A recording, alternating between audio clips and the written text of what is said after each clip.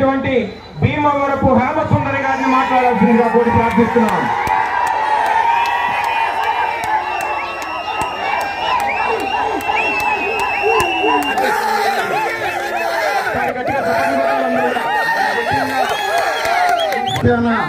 ఉమ్మడి అభ్యర్థించండి. అలాగే ఈ రోజున మన కొల్లేపల్లి రాజు గారు చెప్పినట్టుగా ఎంతో మంది స్థానిక ప్రస్తాజీగా అధ్యక్షుడు వహించి నడిపించవలసిందిగా కోరుచున్నాం.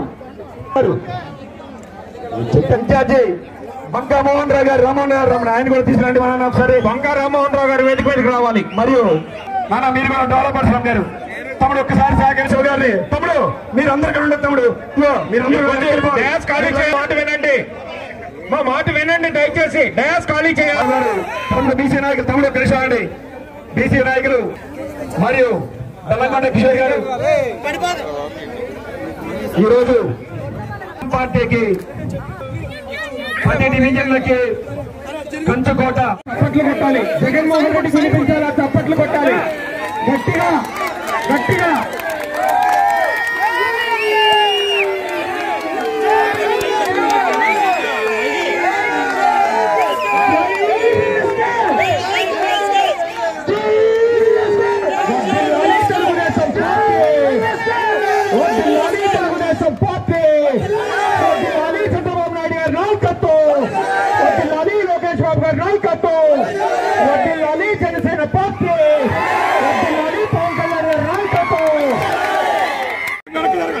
అలాగే బొమ్మి సాంబా గారు కూడా వేదిక మీదకి రావాలి. అభి కూడా వేదిక మీద రావాలి. అభి ఎక్కడైనా వేదిక మీదకి రావాలి. సందీప్ పసుపులేటి సందీప్ కూడా వేదిక మీదకి రావాలి. అన్నయ్య చేత కండువా కప్పించుకోవడానికి. బాలు హార్దిక్ కూడా వేదిక మీదకి రావాలి. అశోక్ కూడా. అమ్మా చాలా పెద్దవాళ్ళు ఉన్నారు ఇక్కడ, మీరు దయచేసి గమనించండి. కొన్ని అమ్మగారిని కూడా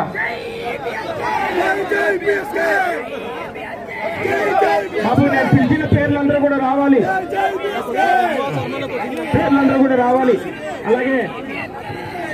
అలాగే సాంబా, అభి, బాలు, హార్దిక్,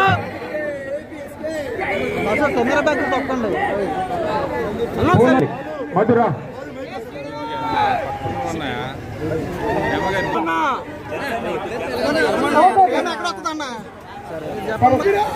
అభి, అశోక్, నల్ల నాని, కిరణ్, బుల్లి, రండ్రా, రఘు సార్ రండి సార్. రఘు, రామరాజ్, బాబాజీ, శేషటి చంద్ర రావాలి. మా చింత చెట్టు ప్రవీణ్, ప్రసాద్, మొత్తం చింత చెట్టు యూత్,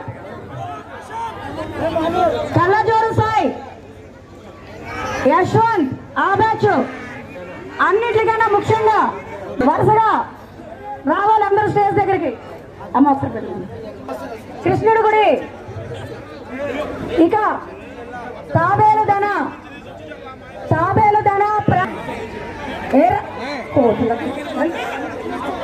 మహేష్, మొత్తం అందరూ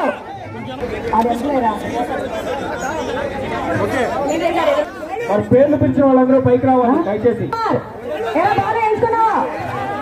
మూల విజయ్ కుమార్, శేఖర్ రారా, బాగా అయిపోయాడు.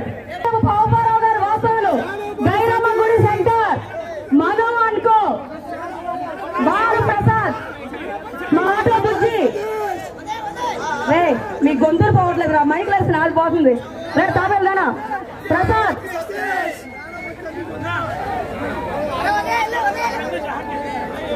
అన్నిటికైనా ముఖ్యం అరవింద్. ఎక్కడ అరవింద్? రావాలి. చక్కటి కేక్ అందించి అందరూ రాజశేఖర్, శివాజీ వర్మ, జహంగీర్, సుబాని,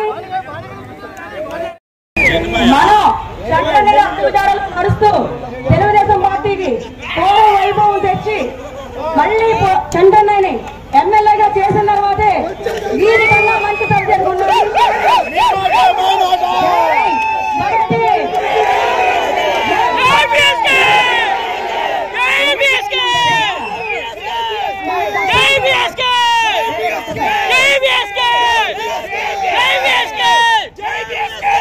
చెప్పింది కదా, ఎవరికైనా కష్టం వచ్చిందంటే ఎవరు మనకి సహాయం చేస్తామని ఎదురు చూస్తాం, కానీ సహాయం కావాల్సిన వాళ్ళకి, కష్టంలో ఉన్న వాళ్ళకి తలుపు తట్టేదే బడేడి కుటుంబం. బడేడి కుటుంబాన్ని గెలిపించాల్సిన బాధ్యత మన. ఏదైతే బుజ్జన్న సాక్షిగా బుజ్జన్న మరణానంతరం ఒక ఆశయ సాధన కోసం ఒక్క అడుగేశానో 4.5 సంవత్సరాల్లో లక్షల మంది నా అడుగులో అడిగేసి వాళ్ళ నా వెనక నడుస్తున్నారంటే దానికి బుజ్జన్న సాక్ష్యం అనేది మీ అందరూ కూడా తెలుసుకోవాల్సిన అవసరం ఉంది. ఆ రోజున బుజ్జన్న ఏ విధమైన పరిపాలన మీ అందరికీ అందించాడు. 5:30 వరకు నుంచి రాత్రి 6 అయినా రాత్రి 12 అయినా మీ అందరికీ అందుబాటులో ఉన్నారు. ఈ 4.5 సంవత్సరాల్లో ఏం జరిగింది, ఏ విధంగా అందుబాటులో ఉంటున్నారు, ప్రజలకు ఏం చేశారనేది మీరు అందరూ కూడా చూశారు. ఏదైతే ఇందాక అనివార్య కారణాల వల్ల ఇల్లారనో తెలుగుదేశాన్ని చూశారు, అలాగే వైసీపీ ప్రభుత్వాన్ని చూశారు. జనానికి ఏమీ చేయలేని, మేలు చేయలేనప్పుడు ఆ పార్టీలో ఉండటం దేనికని ఈ రోజు ఆ తెలుగుదేశం పార్టీలోకి తిరిగి వస్తున్న భీమవరపు హేమా సురేష్ గారికి ప్రత్యేక అభినందనలు తెలుపుతున్నా. ఈ సభాముఖంగా చెప్తున్నా, ప్రతి ఒక్కరు కూడా ఈ వేదిక ద్వారా చెప్పేది రాష్ట్ర రక్షణ కోసం ప్రతి ఒక్కరు కూడా పవన్ కళ్యాణ్ గారు ఏదైతే అన్కండిషనల్ గా ఆశయం కోసం తెలుగుదేశం పార్టీకి మద్దతు ఇచ్చారో, రాష్ట్ర రక్షణే అధికారం నాకు అవసరం లేదు, మంత్రివర్గాల్లో నాకేం ఇది అవసరం లేదు, తప్పనిసరిగా రాష్ట్రాన్ని రక్షించడానికి చంద్రబాబు నాయుడు గారితో నేను కలిసి ప్రయాణం చేస్తున్నా.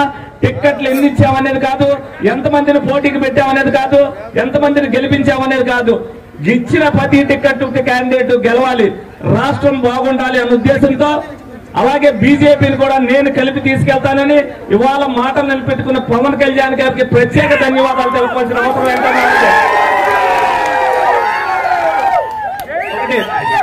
ఏదైతే యువతనంతా కూడా ముందుండి నడిపించాలి, రేపు యువత భవిష్యత్తు బాగుండాలన్న ఉద్దేశంతో పవన్ కళ్యాణ్ గారు అనేక వేదికల ద్వారా ఈ జగన్మోహన్ రెడ్డి చేస్తున్న అన్యాయాలు గాని, అకృత్యాలు గాని, హత్యలు గాని ఏ విధంగా వివరించారో మీరందరూ కూడా చూస్తున్నారు.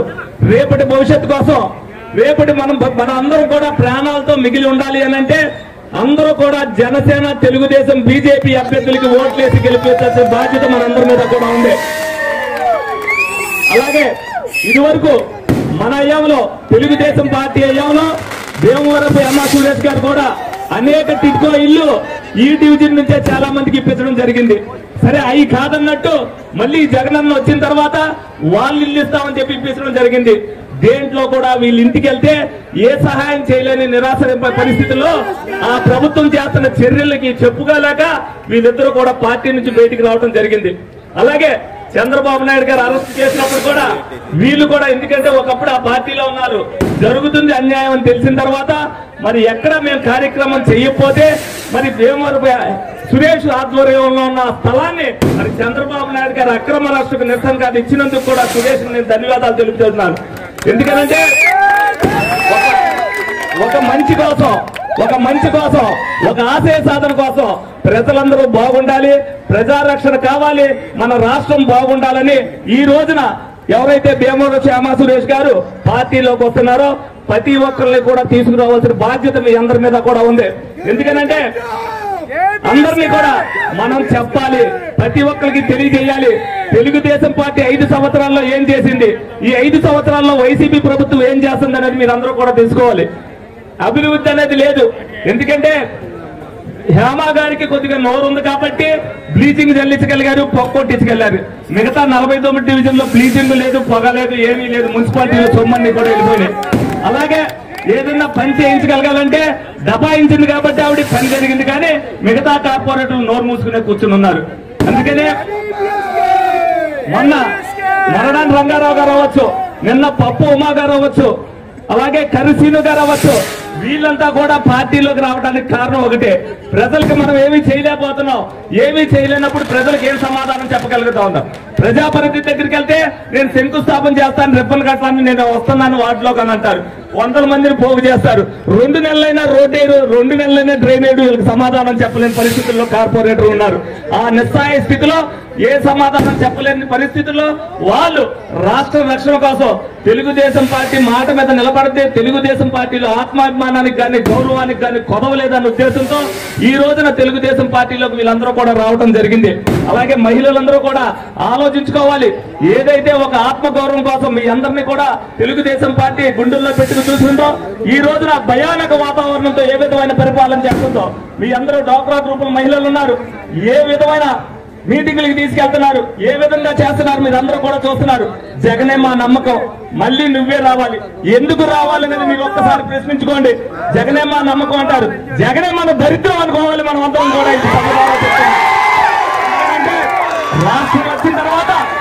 రాష్ట్రం వచ్చిన తర్వాత పదవిలోకి వచ్చిన తర్వాత రాష్ట్రాన్ని సర్వనాశనం చేశారు, భయపెట్టారు. ఇల్లు పట్టా కట్ చేస్తా ఉన్నారు, పెన్షన్ తీసేస్తా ఉన్నారు, పంచదారు తెల్ల రేషన్ కార్డు తీసేస్తా ఉన్నారు. వీళ్ళందరూ కూడా 5 సంవత్సరాలు బానిసత్వం బతికినట్టు బతికారు. కానీ ఈ రోజున వాళ్ళందరికీ కూడా ఒక హక్కు వచ్చింది, ఓటనే ఆయుధం వచ్చింది. ఆ ఓటుతో ఈ రాక్షసుని సాగనంపాల్సిన బాధ్యత ప్రతి మహిళా సోదరికి కూడా ఉందని సందర్భంగా అందరికీ కూడా తెలియజేయడం జరుగుతుంది. అలాగే ఈ డివిజన్ లో ఇది వరకు ఈ 3 డివిజన్ల మీద తెలుగుదేశం ఆవిర్భావించినప్పుడు అందరూ కూడా ఒక తాటి మీద ఉన్నారు. ఇప్పుడు మళ్ళీ 1983 తిరిగి రాసే పరిస్థితికి కొత్తపేటంతో వచ్చిందని సందర్భంగా మీ అందరికీ కూడా తెలియజేస్తున్నా. ప్రతి ఒక్కరు కూడా ప్రతి ఇంట్లో కూడా మొన్న బీసీ మీటింగ్ పెట్టాం, ఆ రోజున గ్రాండ్ సక్సెస్ అయింది. ఈ రోజున హేమా సురేష్ గారు పెట్టారు, సక్సెస్ అవుతుంది. ఎందుకు సక్సెస్ అవుతుందని మీరందరూ కూడా తెలుసుకోండి. తప్పనిసరిగా కరెంటు తీసేస్తారు, అది కూడా చెప్తా. 4 సార్లు తప్ప 4 సార్లు ఎమ్మెల్యే చేసిన ఆళ్ళ నాని గారు, డైరెక్ట్ గా ఇవ్వాలే పేరు పెట్టి పిలుస్తున్నా. ఆళ్ళ నాని గారు ఫ్లెక్సులు 4000 ఎలుగులు ఉన్నాయి.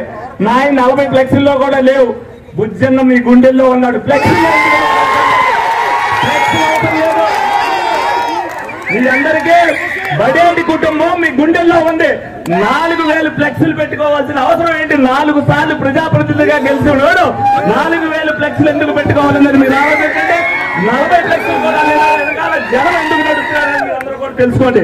కరెంట్ కట్ చేసినా, ఏమి కట్ చేసినా మన్న కట్ చేయలేరు. ఎందుకంటే ఆ టాక్ ఎలాగో కట్ చేశారు. ఎందుకంటే ఎంతమంది కార్పొరేటర్లు, ఎంతమంది ప్రజలు మన వెనక నడుస్తుంటే వాళ్ళు భయపెడుతున్నారు. ఇద్దరు ఎవరైతే వాలంటీర్లుగా చేస్తున్నారో నాకు టికెట్ వచ్చిందని అభినందించడానికి సెకండ్ ఇచ్చారు. తెల్లారు వాళ్ళిద్దరు ఉద్యోగాలు తీశారు. ఇవాళ నాని గారి ఉద్యోగమే తీసేస్తారు. రేపొద్దున వాళ్ళ ఉద్యోగం తీయాల్సిన అవసరం లేదు. వాళ్ళ ఉద్యోగం నేను ఇప్పిస్తా, వాళ్ళ ఉద్యోగం తిరిగి నేను ఇప్పిస్తా. తప్పనిసరిగా ఎవరైతే బీసీలు ఉన్నారో బీసీకి ఒక డిక్లరేషన్ ఇచ్చింది వాళ్ళ తెలుగుదేశం పార్టీ. తెలుగుదేశం పార్టీకి ఓటేశారన్నంటే ప్రతి ఒక్కరు కూడా గర్వంగా చెప్పుకోవచ్చు. ఇవాళ మీలో కూడా కొంతమంది వైసీపీకి ఓటేసి ఉంటారు. నేను వేసాను అని గర్వంగా ఎవరైనా చెప్పుకోగలరా? ఒక్కరైనా చెప్పుకోగలరా? వేసినోడు కూడా చెప్పుకోలేడు. ఎందుకనంటే సిగ్గుతో తలదించుకుంటున్నారు. ప్రజలకు ఈ విధమైన పరిపాలన అందించామని చెప్పి సిగ్గుతో తలదించుకునే పరిస్థితికి వైసీపీ పరిపాలన ఉందనేది మీరు అందరూ కూడా తెలుసుకోవాలి.